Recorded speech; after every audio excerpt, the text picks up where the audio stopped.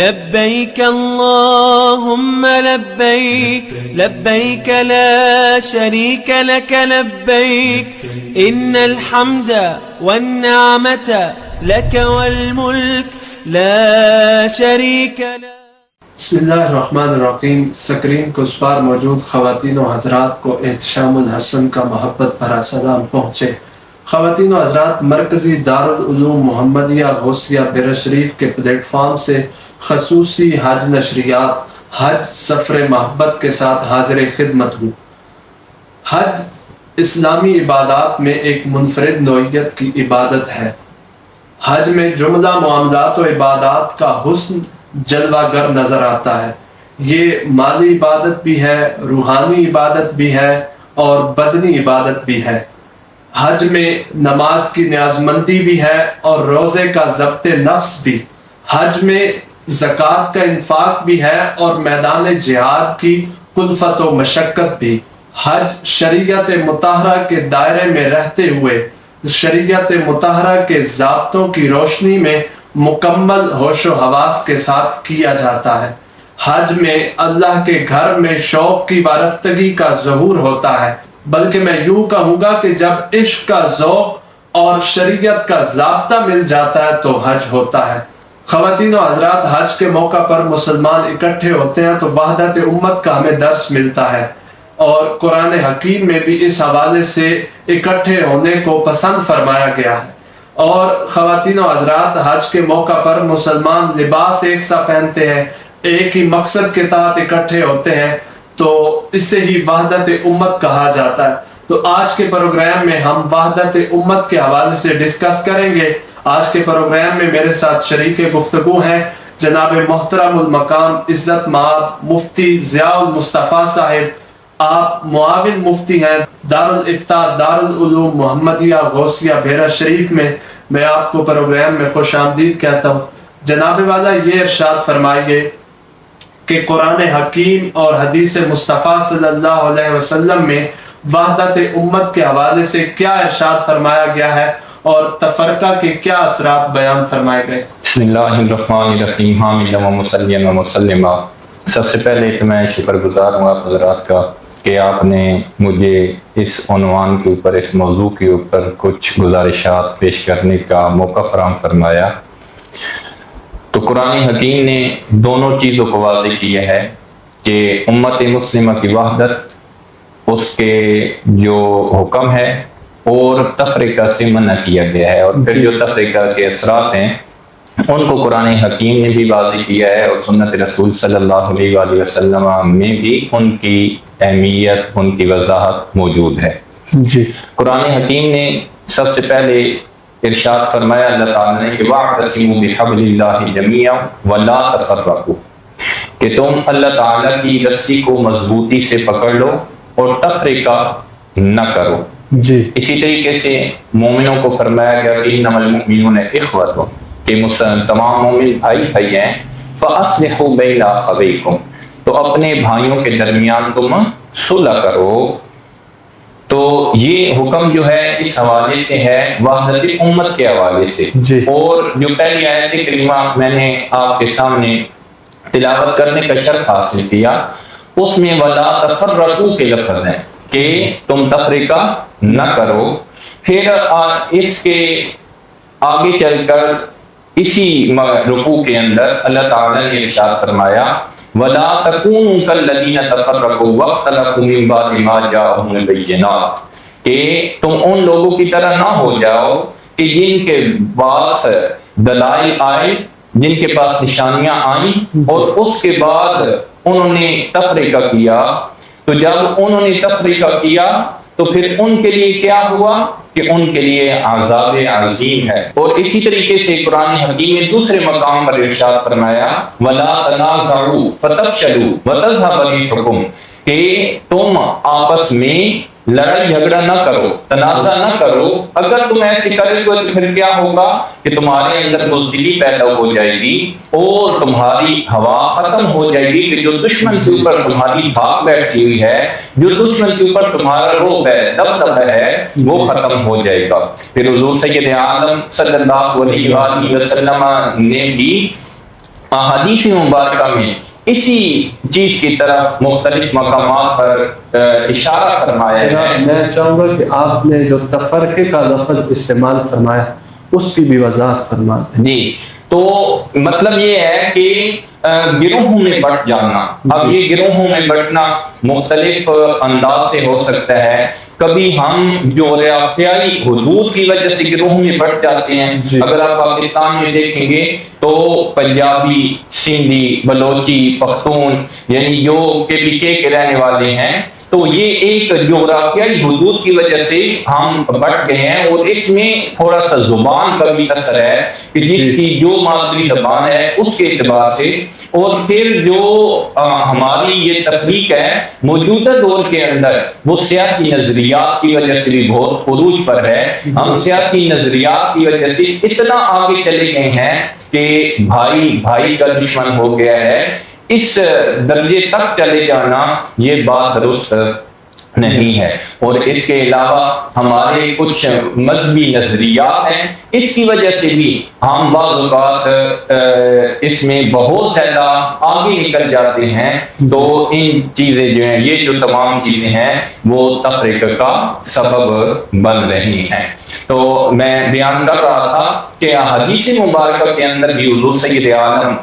صلی اللہ علیہ وآلہ وسلم نے امت کی وحدت کو بیان فرمایا ہے۔ کسی مقام پہ بیان کیا گیا کہ یہ امت مسلمہ یہ جسد واحد کی طرح ہے، اگر جسم کے ایک حصے کو تکلیف ہوتی ہے تو پورے جسم کو بخار ہو جاتا ہے، پورے جسم کو تکلیف ہوتی ہے۔ یوں ہی اگر ایک مسلمان کو تکلیف ہو تو ساری امت کو اس کا درد محسوس کرنا چاہیے۔ اور اسی طریقے سے یہ ہے کہ اے اللہ کے بندو بھائی بھائی بن جاؤ۔ تو یہ تمام جو آیات کریمہ ہیں، جو احادیث مبارکہ ہیں، یہ وحدت امت مسلمہ اس کی طرف رہنمائی کرنے والی ہیں، اور تفریقہ کی ممانعت اور اس کے جو اثرات ہیں ان کو بیان کرنے والی ہیں۔ جی جناب علی، جس طرح آپ نے تفرقے کے حوالے سے ارشاد فرمایا کہ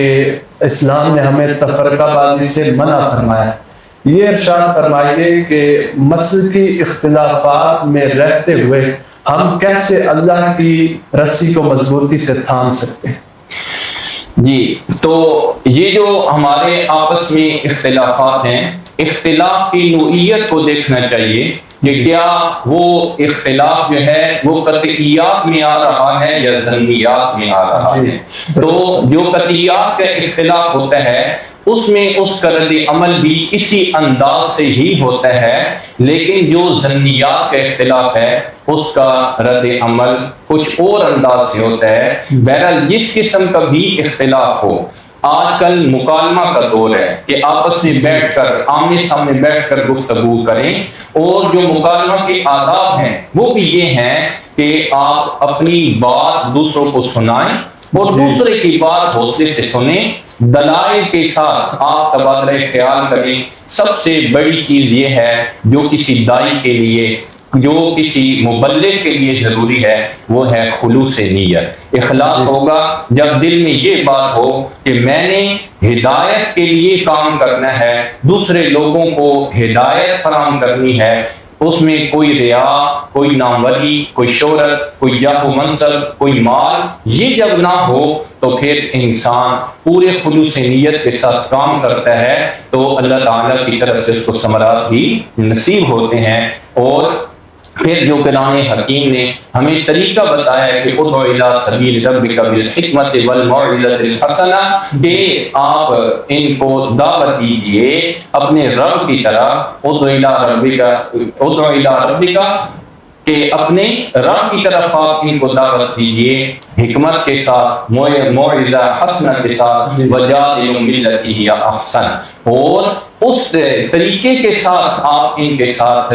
جھگڑا کیجئے کہ جو خوبصورت انداز ہے، خوبصورت طریقہ ہے۔ تو یہ جو آج کل کے دور میں بھی ہم نے اگر ان مسائل کے اوپر گفتگو کرنی ہے تو ہمیں پورے آداب کے ساتھ اس گفتگو کو کرنا ہوگا، اخلاص کی دولت سے مالا مال ہو کر اپنی اپنے رویے کو، اپنے انداز گفتگو کو اور باقی چیزوں کو جو حسن تقریر اور حسن موعظت ہے اس کو اپنا کر پوری حکمت کے ساتھ جب ہم یہ کام کریں تو یقیناً یہ ہمارا معاشرہ یہ افہام و تفہیم کی طرف جائے گا، لڑائی جھگڑے کی طرف نہیں جائے گا۔ جناب علی، جس طرح آپ نے بیان فرمایا کہ اسلام ہمیں جو ہے پہلے خوش اخلاقی سے بات کرنے کا درس دیتا ہے، یعنی پہلے تم دعوت اللہ کے لیے یہ کوشش کرو کہ اپنے آپ کو خوش اخلاق بناؤ، بہترین طریقے سے بات کرنا آپ کو آتی ہو۔ اس کے بعد دوسرا طریقہ یہ ہے کہ اگر سامنے والا اپنی بات پر ڈٹھائی کا مظاہرہ کرے، آپ کی بات نہ مانے، تو پھر یہ ہے کہ اس کے ساتھ تکرار کیا جائے، اس کے ساتھ مجادلہ کیا جائے اور جو ہے اس کے ساتھ مناظرے کی سی صورت بنائی جائے۔ یعنی اس سے جب آپ بات کریں گے مزید دلائل کے ساتھ، اچھا مناظرے میں بھی پھر دلیل کا خاص خیال رکھنا ضروری ہوتا ہے کہ آپ دلائل سے بات کریں۔ جناب والا، دوسرا سوال میرا یہ ہے کہ یہ ارشاد فرمائیں کہ اسلام کا جو نظام عبادات ہے اس میں وحدت امت کا درس کیسے ملتا ہے اور حج کا اس میں کیا کردار ہے؟ جی، جو اسلام کا نظام عبادات ہے تو اس میں اگر آپ غور فرمائیں تو کچھ بدنی عبادات ہیں، کچھ مالی عبادات ہیں اور کچھ بدنی اور مالی عبادات کا مجموعہ ہیں۔ جیسے نماز ہے، روزہ ہے، یہ بدنی عبادات ہیں، اور جو زکوٰۃ ہے یہ مالی عبادت ہے، جو حج ہے یہ مالی اور بدنی عبادت کا مجموعہ ہے۔ تو میں یہاں پر جو گفتگو ہے وہ بدنی عبادات کے حوالے سے کچھ وضاحت کروں گا کہ بدنی عبادات میں اگر ہم دیکھیں گے تو وہ عموماً جو ہیں، جو ہماری نماز ہے، روزہ ہے، حج ہے، یہ ان کا ایک وقت مقرر ہے، یہ موقت ہیں، ان کے اوقات مقرر ہیں۔ لیکن اگر ہم نماز اور روزہ کو دیکھیں تو چونکہ وہ ہر بندہ اپنے اپنے مقام پر ادا کر رہا ہوتا ہے تو ان کے اوقات مختلف ہوتے ہیں، لیکن ایک محلے کے اندر، ایک شہر کے اندر، ایک ملک کے اندر عموماً وقت قریب قریب ہوتا ہے۔ ملک کے اندر روزے کا وقت جو ہوتا ہے وہ تقریباً ایک ہی ہوتا ہے، ایک ہی ایام جو ہوتے ہیں وہ اس میں اتفاق ہوتا ہے، اور جو نماز ہوتی ہے اس میں اگرچہ اوقات مختلف ہوتے ہیں لیکن جماعت کے ساتھ نماز ادا کرنے کا حکم ہے۔ یہ اس لیے ہے تاکہ دن میں 5 بار ایک محلے کے لوگ وہ جمع ہوں اور وہ آپس میں مل کر جب وہ نماز پڑھیں گے، مل کر دعا مانگیں گے، پھر نماز کے بعد آپس میں ان کی بات چیت ہوگی، گفتگو ہوگی، تبادلہ خیال ہوگا، تو ان کے احوال کا بھی ایک دوسرے کو علم ہوگا۔ کوئی مریض ہے اس کی عیادت ہو جائے گی، کسی کی اگر کوئی دکھ، کوئی تکلیف، کوئی پریشانی ہے اس میں اس کو تسلی مل جائے گی۔ جو مدد کرنے والے لوگ ہیں ان کو پتہ چل جائے گا کہ فلاں کے ساتھ یہ معاملہ پیش آ رہا ہے تو اس کی مدد ہو سکے گی۔ تو یہ اجتماعیت کا ایک نظام جو ہے وہ عبادات کے اندر موجود ہے۔ پھر جو ہر جمعہ کو ہفتے میں ایک جمعہ کا اجتماع ہوتا ہے اور اس میں افضل یہی ہے کہ سارے شہر کے لوگ جو ہیں وہ اکٹھے ہو کر ایک جگہ پر ہی آئیں اور وہاں پر جمعہ ادا کریں۔ کوشش کی جائے کہ جتنی زیادہ سے زیادہ اجتماعیت کا ماحول بن سکے ویسے بنانا یہ افضل ہے۔ اگرچہ مختلف مقامات پر جمعہ ادا ہو جاتا ہے لیکن افضل یہی ہے کہ جتنا ممکن ہو سکے زیادہ سے زیادہ اجتماعیت کا ماحول بنایا جائے۔ تو وہاں پر بھی یہ ہفتے کے اندر کچھ محلوں کے لوگوں کا مل کر نماز ادا کرنا، ان کا ملاقات ہو جانا، ان کا آپس میں ایک دوسرے کے احوال کا پتہ چل جانا، یہ بھی اجتماعیت پر دلالت کرتا ہے۔ عیدین کی نمازیں ہیں، یہ جناب میں اجتماعیت پر دلالت کرتی ہیں۔ میں ایک بات پوچھنا چاہوں گا کہ جس طرح آپ نے ارشاد فرمایا کہ محلے کی ایک مرکزی مسجد ہو وہاں پر نماز جمعہ ادا کیا جائے، لیکن آج کل ہم دیکھتے ہیں کہ ایک بڑے محلے میں یعنی چھوٹی چھوٹی مساجد بنی ہوئی اور وہ وہاں پر جمعہ پڑھایا جا رہا ہے، تو اس حوالے سے کیا ارشاد فرمائیں گے کہ کیا یہ ہماری اجتماعیت کو ختم کرنے کا دیکھیں یہ ایک ہے کہ جمعہ کا ہو جانا وہ میں نے پہلے بیان کر دیا ہے، البتہ افضل اس کے یہ لیے ہے تو 3 افراد بھی ہوں جی ہو جاتے ہیں، لیکن افضل بات یہی ہے کہ جتنی اجتماعیت قائم ہو سکے اس اجتماعیت کو پیش نظر رکھ کر اس کا اہتمام کرنے کی کوشش کی جائے. ٹھیک ہے، درست. اور اس کے بعد آ جاتا ہے کہ حج کے جو اثرات ہیں وہ اگر آپ دیکھیں گے تو حج کا وقت تو مقرر ہے لیکن اس کا مقام ایک ہے، وہ مختلف مقامات پر نہیں ہو رہا ہے، تو اس کے وقت کے اعتبار سے اس کے اندر ایک اجتماعیت پائی جاتی ہے کہ ہم جغرافیائی حدود کو بھلا دیتے ہیں، ہم اپنی جو لسانی ہماری تفریق ہے اس کو ہم ختم کر دیتے ہیں، جو ہماری قبائل کی تفریق ہے اس کو ہم ختم کر دیتے ہیں، جو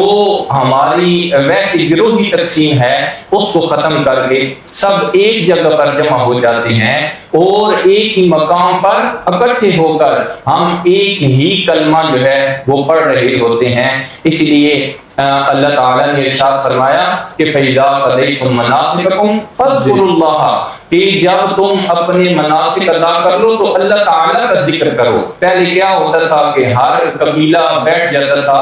اپنے آباء و اجداد کا ذکر کیا کرتا تھا، اس سے پھر وہاں پر ایک تفریقہ کا ماحول بنتا تھا، آپس میں تعصب کو جو ہے وہ ترویج ملتی تھی. تو اللہ تعالیٰ نے مسلمانوں کو اس سے منع فرما دیا کہ نہیں ایسا طریقہ نہیں اختیار کرنا، بلکہ جب تم مناسک حج ادا کر لو تو پھر کیا کرو، اللہ تعالیٰ کا ذکر کرو، اپنے آباء و اجداد کا ذکر نہیں کرنا کہ وہ تو پھر تمہیں ایک دوسرے کے خلاف بھڑکائے گا. تو اللہ تعالیٰ نے ارشاد فرمایا کہ تم اللہ تعالیٰ کا ذکر کرو. تو اس جب ایک کلمہ پڑھتے ہیں، ایک لباس میں آتے ہیں، ایک جیسے افعال ادا کر رہے ہوتے ہیں، تو پھر ہمیں اس چیز کا احساس ہوتا ہے کہ ہم امت جو ہے وہ ایک ہی امت ہے، ہمارے اندر وحدت ہے، ہمارے اندر جمعیت ہے. تو یہ حج اس میں کے اثرات اس سے بہت زیادہ واضح ہو رہے ہیں. جناب علی آخری سوال ہے، یہ ارشاد فرمائے کہ حج امت مسلمہ کے جو اجتماعی مسائل ہیں ان کے حل میں کیا معاونت ہمیں فراہم کرتا ہے؟ جی اگر آپ غور فرمائیں تو جیسے پہلے میں نے گزارش کیا ہے کہ مختلف ممالک سے مختلف زبانوں کے لوگ، مختلف تہذیبوں کے لوگ وہاں پر حاضر ہو جاتے ہیں. تو اور وہاں پر اگر آپ یہ دیکھیں تو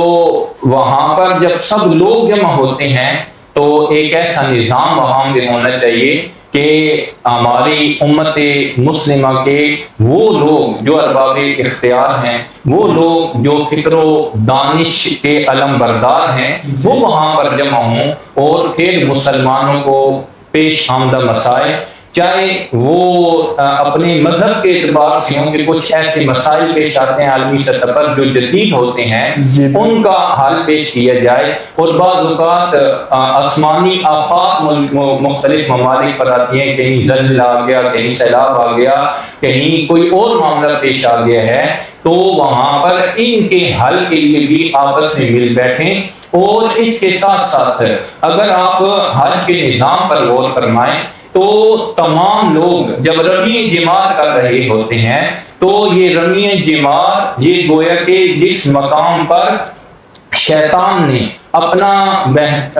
طور پر ایک کارروائی کی تھی اس کے خلاف رمی جمار کی جاتی ہے. حضرت ابراہیم علیہ السلام کی اس سنت کو زندہ کیا جاتا ہے. تو اس سے یہ پتہ چلتا ہے کہ ہم تمام کا جو دشمن ہے وہ ایک ہی ہے. ہم رمی کر کے یہ اظہار کر رہے ہوتے ہیں کہ اس وقت ہم جغرافیائی حدود سے ماوراء ہو کر، لسانی جو گروہ ہیں ان سے ماوراء ہو کر، نظریاتی اختلافات کو بلا کر ہمارا دشمن ایک ہی ہے. تو اسی اعتبار سے امت مسلمہ وہاں پر بھی یہ فیصلہ کرے کہ جو ایک مسلم ملک کا دشمن ہے وہ تمام مسلم ممالک کا دشمن ہے. تو حج کا موقع جو ہے جب ہم شیطان کے مقابلے میں اس کو اپنا دشمن سمجھ کر ہم اس کا کے خلاف ایک اظہار کرتے ہیں نفرت کا، کنکریاں مار کر اظہار کرتے ہیں، تو وہاں پر جو ذریت شیطان، جو ملت کفر ایک مقام پر جمع ہو کر مسلمانوں کے خلاف لڑ رہی ہے، تو مسلمانوں کو بھی اس کے خلاف، اس کو ایک ملک کے مسلم ملک کے دشمن کو سب کا دشمن قرار دے کر اس کے خلاف حکمت عملی کو اپنانا چاہیے کہ اس کے اس دشمنی کو، اس جو اس کے حملے ہیں ان کو ہم نے روکنے کے لیے کیا کردار ادا کرنا ہے، اس کے ساتھ ساتھ جو آفات ہیں ان کا ہم نے مقابلہ کیسے کرنا ہے، آپس میں اتفاق و اتحاد کی فضا کیسے قائم کرنی ہے، کہ یہ ایک بہترین موقع ہے کہ جب مختلف ممالک کے سرکردہ لوگ وہاں پر اس موقع پر حاضر ہوں، تو وہاں پر بیٹھ کر جو آپس کے تھوڑے تھوڑے اختلافات ہیں، آپس کی شکر رنجیاں ہیں، ان کو بھی دیگر ممالک مل کر ان کے مسائل کو حل کر سکتے ہیں، وہاں پر ثالثی کا کردار دیگر ممالک ادا کر سکتے ہیں، بجائے اس کے کہ آپس کے اختلافات کے لیے ہم کسی تیسرے ملک کو ثالث مقرر کریں، بلکہ آپس کے جو اختلافات ہیں اس جگہ پر اکٹھے ہو کر ہم اپنے جو ہمارے ممالک ہیں وہی ثالثی کا کردار ادا کر کے اس بابرکت مقام پر صلح جیسا بابرکت کام جو ہے وہ کرا سکتے ہیں۔ تو یہ ایسا موقع ہے کہ جس پر ہم امت مسلمہ کے عالمی مسائل کو بھی حل کر سکتے ہیں۔ لیکن جناب والا ایک سوال ذہنی طور پر میرے ذہن میں آیا، آج کل جو ایک سوال کیا جاتا ہے کہ اگر امت جو ہے اکٹھی ہوتی ہے، اس کی وحدت ہوتی ہے، تو جغرافیائی حوالے سے اکانومی ایشوز سب کے مختلف ہیں، تو اکانومی کرائسس کو کیسے پھر اس موقع پر حل کیا جا سکے، کیونکہ جب امت اکٹھی ہوگی تو ظاہر ہے پھر عالم کفر بھی اس کے خلاف جو ہے اپنے پوری قوت کے ساتھ اس کا مقابلہ کرنے کے لیے حاضر ہوگا، تو اس میں مین مسئلہ معیشت کا آتا ہے، تو معیشت کے جو کرائسس ہیں، بحرانات ہیں، ان سے کیسے امت کو بچایا جا سکتا ہے؟ جی، اس حوالے سے جو معیشت کے اصول ہیں ہمیں وہ دیکھنے چاہیے۔ کچھ وہ ممالک ہیں کہ جو خام مال فراہم کر سکتے ہیں، کچھ وہ ممالک ہیں جن میں خام مال تو نہیں ہے لیکن وہ اس میں کارخانے لگا کر اپنے اس خام مال کے ساتھ اشیاء تیار کر سکتے ہیں، کچھ ممالک ہیں جن میں تیل جو ہے وہ وافر مقدار میں موجود ہے، کچھ میں معدنیات وافر مقدار میں موجود ہیں، کچھ وہ ہیں جن میں زرعی جو امور ہیں وہ زیادہ سے زیادہ سر انجام دیے جا سکتے ہیں۔ تو اگر ہم آپس میں مسلم ممالک مل کر اپنے کام جو ہیں ان کو مل کر کریں کہ جو خام مال والے ہیں وہ ان لوگوں کو اپنا مال دیں کہ جو آگے اشیاء تیار کرتے ہیں، جن کے پاس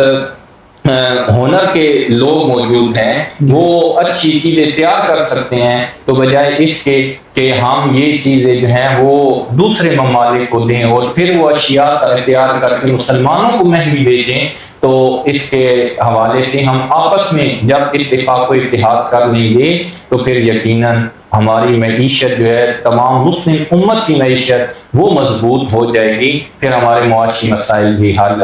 ہو سکتے ہیں۔ جغرافیائی طور پر اللہ تعالیٰ کی طرف سے جو دی ہوئی نعمتیں ہیں، اس کے اعتبار سے بھی ہمارے مختلف ممالک مختلف اشیاء، کسی کے پاس وافر ہیں، کسی کے پاس نہیں ہے، کسی کے پاس تیل وافر ہے، کسی کے پاس جو ہے وہ زمین وافر ہے، تو ان چیزوں کو ہم آپس میں بیٹھ کر طے کر سکتے ہیں۔ جس جگہ پر سمندر موجود ہیں وہاں پر جو پورٹ بنائے جاتے ہیں، اس تک رسائی بھی جو ہے وہ اگر مسلم ممالک کو زیادہ سے زیادہ دی جائے تو اس حوالے سے بھی مسلم ممالک کو فائدہ ہو سکتا ہے، بجائے اس کہ دوسرے ممالک کو ہم رسائی دیں، وہ ہمارے امور طے کریں۔ تو اگر یہ ہم آپس میں مل بیٹھ کر طے کر لیں تو پھر ہمارے اپنی معیشت جو ہے، مسلم معیشت، اس کو بھی زیادہ سے زیادہ فائدہ ہو سکتا ہے۔ جناب مفتی صاحب، آپ کا بارے دیگر شکر گزار ہوں کہ آپ نے ہمیں وقت عنایت فرمایا اور ایک سیر حاصل گفتگو آپ نے فرمائی۔ خواتین و حضرات، آج کے پروگرام میں ہم نے وحدت امت کے حوالے سے بہت سی چیزوں کو ڈسکس کیا. اس میں ہم نے سیکھا کہ اللہ نے جس طرح قرآن میں ارشاد فرمایا کہ تفرقہ نہ پھیلاؤ، تو وہاں جیسے کہا گیا، جیسے حکم ہمیں دیا گیا، تو ہمیں اس حکم کو پورا کرنے کے لیے اب آگے بڑھنا ہوگا اور آپس میں اتحاد و اتفاق کی فضا قائم کرنی ہوگی. جس طرح ہم حج کے موقع پر دیکھتے ہیں کہ ایک ہی صف میں کھڑے ہو گئے محمود و ایاز، نہ کوئی بندہ رہا نہ کوئی بندہ نواز. خواتین و حضرات، ہمیں چاہیے کہ ہم آپس میں مل بیٹھ کر اپنے مسلکی اختلافات کو دور کرنے کی کوشش کریں، اور آپس میں جس طرح حج کے موقع پر ہمیں اجتماعیت کا درس ملتا ہے، ہم اکٹھے ہو کر زندگی گزارنے کی کوشش کریں. اسی کے ساتھ ہی اپنے میزبان احتشام الحسن کو دیجیے اجازت. انشاءاللہ آپ سے ملاقات ہوتی ہے اگلے پروگرام میں. والسلام علیکم ورحمۃ اللہ وبرکاتہ.